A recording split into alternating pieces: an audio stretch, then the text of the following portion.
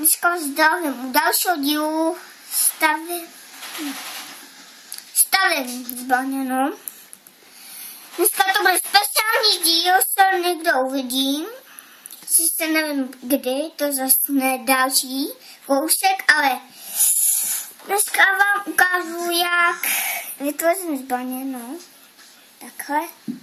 A to jsem čekelku, no. Tady máme hleno, tady se vyselí, pak se to zasekne, ale zase po pohodě.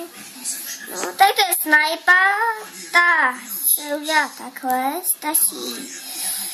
Tady takhle dát sem tady to. A tady to dáte jako opření, no.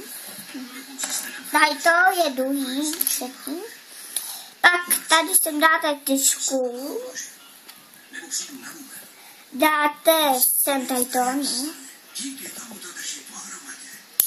No, tady sem dáte tady to, bláseně. Dáte to úplně sem. No, tady máte takhle zbraně, no.